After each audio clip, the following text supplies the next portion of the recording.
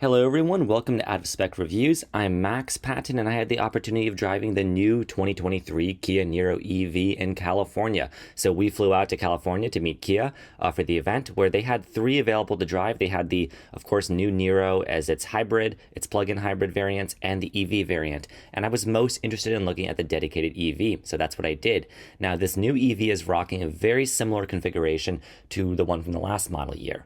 It's still front-wheel drive only. That front motor is providing 150 kilowatts or 201 horsepower. It's provided by a 64.8 kilowatt hour net usable battery. So that's a very marginal increase from the last generation. That's supposedly going to give this 253 miles of range, which is a little bit up. That's the average kind of estimated range. No word yet on the official EPA numbers, but based off the last generation Niro and this being a slightly higher capacity battery, I think that's pretty reasonable. So I had the opportunity of sharing this car with Tamika from Tamika Talks, who was also my B-Cam filmer. So I'm gonna just shout her out, put a link to her outlet in the description if you guys want to check that out.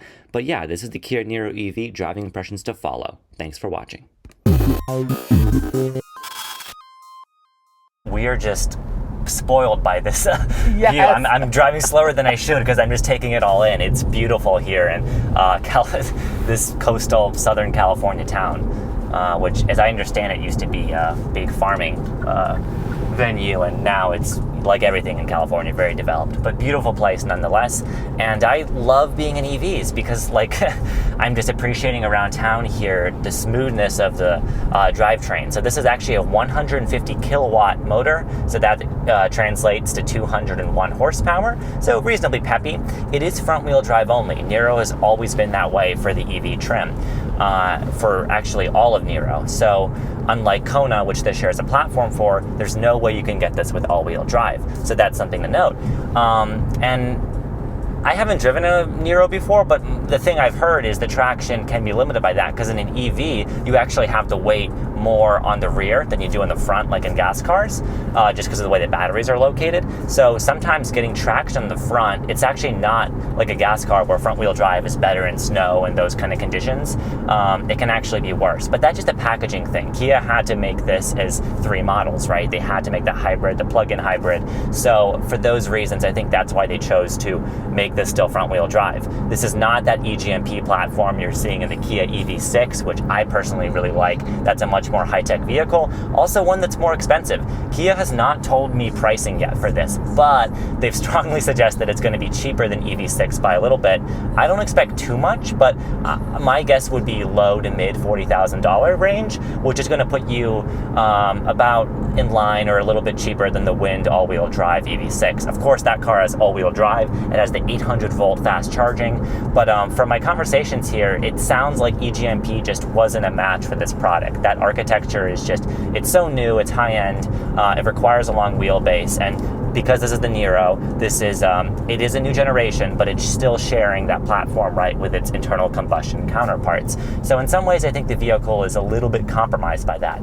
That all being said, I still like how it drives. I mean, around town, this is a super practical vehicle. They've actually made it bigger. It's a little bit longer, just slightly wider, a little bit taller too, and it actually weighs less in the EV version, which I am impressed by. I think they said the way they did that is the battery capacity is the same, so that hasn't really changed, 64.8 kilowatt hours, but what they've done is they made the vehicle stiffer. They've used higher strength steel, so it's like, I think like 22% stiffer overall as a chassis, if I remember correctly. So that's super impressive, and I think contributes to this being just a well-balanced car. It is front-wheel drive, it has that issue, but we're here in beautiful Southern California, perfect weather, so not having any traction issues today. And what do you think, as a passenger, Tamika? How are you enjoying it? I am really enjoying it. I love the ride. It's very smooth. Mm-hmm. You know, sometimes you feel that jerky back and forth, mm-hmm. As the power is kicking in. That could be me driving too. No, but it's very comfortable. I'm really enjoying it. Mm-hmm. So I really like the interior, though. I like how simple the the turn dial and all of that, and I like how accessible it is. Yes. So the switchgear is, I think a lot of it is actually taken from their newer cars like EV6. So you can see this, they have the fancy drive mode selector, this dial here, your EV power button. If I go up here, they have this touch panel for your climate control and your volume. This has been controversial. I know my boss Kyle has mixed feelings about this because this dial can either be your volume dial or your temperature dial depending on the context, and you can see how that can be an issue, right? Yes, oh, absolutely. It's cold, let me warm up. Oh my gosh, my eardrums.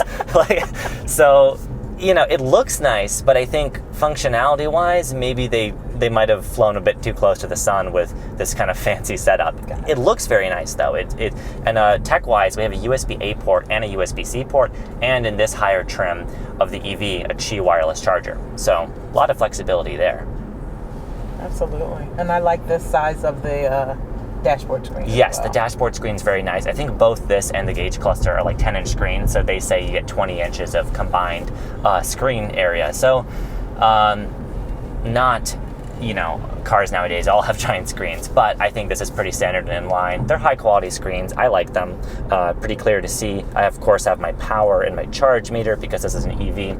Also, the heads-up display. It's probably not going to show up on camera, but there is a heads-up display. It's only offered on the EV versions of this car, and I like it very much a lot. Like, I haven't used too many heads-up displays, but I've used those cheap ones that are like a plastic fold-out. This is a real heads-up display on the windshield.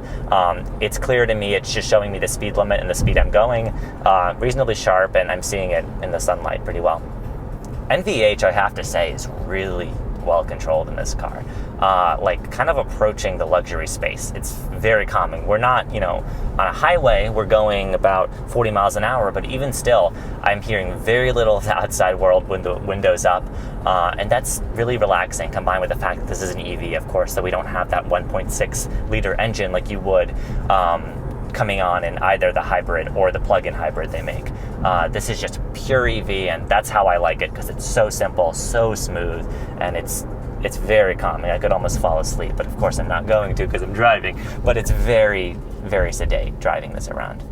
Now we have the in-car navigation working, thanks to Tamika and her tech expertise here, which is great. So we have this beautiful route to the golf course here, as you would, you know, in your Kia Niro EV. And the heads-up display is actually showing the navigation for me. So that's really cool. I'm seeing the prompt from the Kia navigation system. I like this system. I've used it before. This has a split screen functionality because it's a 10-inch screen, so that's cool. We have our Sirius XM Chill playing. Maybe I'll quiet that down for copyright, but it's nice. And then you have your map. So really enjoyable in that respect.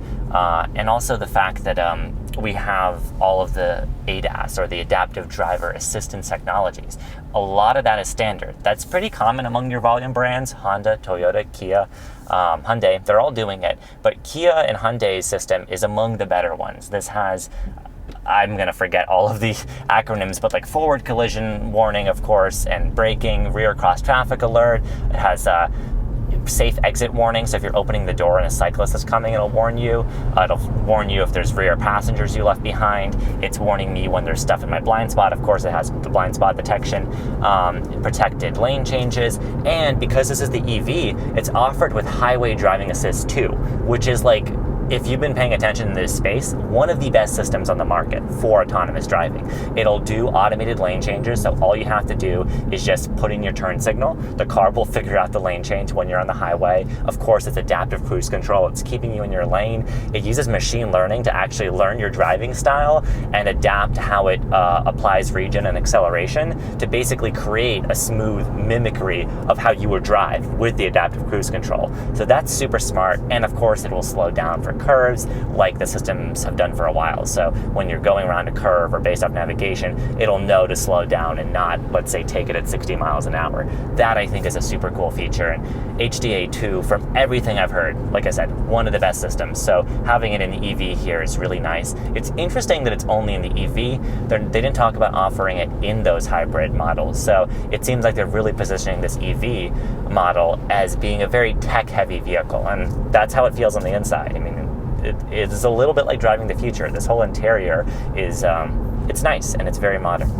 Yeah, I agree with you. I love that it's 360 degrees levels, basically, of protection. Yes, that's a good point, right? They added the side detection. So basically, they showed, they had an ad spot. They showed us if you have an intersection, right, and there's a car that's going to come on your left or your right, the car will actually know to stop and avoid that collision.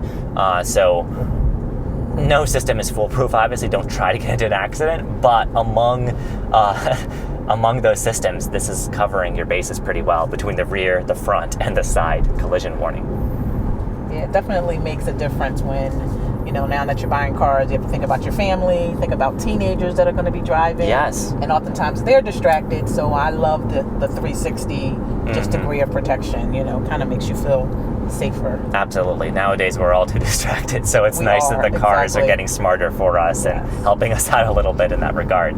And among cars that do that, Kia and Hyundai have really been knocking it out of the park with their standard safety systems. Now, in terms of efficiency, we've just been driving around, not that much. I'm currently seeing 3.2 miles a kilowatt hour. Knowing that this is a Kia product, and it's the Niro in particular, which has always been efficient, I think we can get better than that, closer to that 4 miles a kilowatt hour range. It's just, I'm sure this vehicle has been driven by Kia press people, in situations that maybe don't highlight its efficiency, and right now we're just going around town up these slight hills. But even still, 3.3 miles a kilowatt hour for a compact SUV like this is pretty good. And like you were saying, Tamika, families, practicality-wise, this is a great fit vehicle for that, right? Absolutely. Yeah. And I mean, just two of us in here. We've got our bags in the back, but plenty of space, very roomy. It looks like the backseat passengers will be quite comfortable too. By the way, these seats are sustainable. It's not just the EV powertrain. What did they say? I think it's recycled eucalyptus leaves. Yes, the seats are, yes. Yeah, in the seats. And then the back is recycled wallpaper. Yes, and the headliner above us. And you can feel it. It's a little weird, but, I think it's, if they didn't tell me it was vegan and recycled, I might think it's a styrofoam special, but it actually is vegan, according to them. And they have BTX-free paint on the outside. They're also using biopolyurethane materials. A lot of acronyms, again, that I don't all know what they mean, but Kia assures me that this is a very vegan interior, and I believe it. Being in here, it does feel nice, and I think it's a good kind of holistic approach they're taking to making these EVs not just sustainable from the drivetrain, but also how they make them, right? There's a lot of material that goes into these interiors, so the more sustainable you can make that, the better. It's very clever on Kia's part that they have us head out at 10:30 on Tuesday instead of 8:30 or 9, because I feel like you won't want to be on this highway 2 hours ago or whenever rush hour begins. Yeah, we would be totally sitting, not doing anything. Absolutely. Really testing that stop and go, which, by the way, I'm going to try to turn on cruise control with the adaptive, they call it SCC. I believe that stands, maybe that's sensor cruise control. And I'm using HDA. So what it's going to do is it's basically going to match the speed, of course, of the car in front of me. I can tweak that here very easily with the steering wheel controls. And I'm going to try one of those automated lane changes. Let's see if the car can do it. Looks like it's not doing it yet because there is a truck that is actually going in my blind spot. So I'm going to cancel that turn signal for the moment. The system errs towards being conservative, which I totally understand. I'd rather do that than be a, aggressive driver. And whoa, I just did it, and now the car is changing lanes. Okay. And it reminded you to keep your hands on the steering wheel. Which I was not. Human error. The car is just smarter than me. What can I say? Wow. This system, really good. It's not,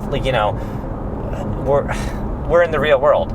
Not all the drivers around us are robots. They're acting erratically. They can be jerky. The system's not oversensitive to that. It's not like a lot of radar cruise control systems will be very jumpy. This is so smooth. I mean, it's driving better, almost better than I would. So I like it a lot. I'll turn that off for the moment, and then I'm gonna just play with the regen a bit. Yeah, basically my left paddle is gonna add more regen, meaning I'm actually gonna slow down quicker. My right paddle is going to simulate almost like upshifting gears where it's going to just slow down less quickly. So I didn't have that much time in California to drive the Niro, but on this first drive, I was impressed with the NVH and the comfort of the vehicle. It is, of course, a Niro. It's a front-wheel drive SUV, so very kind of floaty ride, not really sporty at all. However, I think the electric motor does this vehicle a huge solid because I had the opportunity to drive the normal hybrid with that 1.6 liter gasoline ICE engine, right? And I think the acceleration feel was much more peppy in the EV. You know, it's not fast. It's not competing at all with anything like a Model 3 Performance or any of the, more sophisticated dual motor all-wheel drive electric vehicles out there, but much more, I think, in line with what you would expect than its kind of slower gas brethren. So EV, in my opinion, is the powertrain to go with. The big question with Niro is going to be price. And of course, the traction situation with front-wheel drive. I'll be very curious to see if we can kind of review this more in depth in Colorado, hopefully later. So stay tuned to Out of Spec reviews for that. But in terms of that overall package, I think the interior, the new tech features, the add-ons for value like Highway Driving Assist 2 are really big draws for new Niro, especially that new styling too on the outside. That's going to make a lot of people happy because the last generation was already, an efficient, good value. The question is, can Kia keep that low, compelling price point, especially when they themselves have EV6, which is going to sit definitely higher in the price ladder among Niro. But the question is, how much higher? Because I think Niro EV has to be cheap, right? It has to be cheap to justify its slower charging rate and its front-wheel drive only configuration. In terms of what it's offering, though, as a package, the overall efficiency, the actual range you're getting, the numbers are looking promising so far. Let's stay tuned to out-of-spec reviews if you guys want to, hear more about the Niro and see how it does in adverse conditions. So stay tuned for that. I've been Max with Out of Spec. Thanks so much for watching.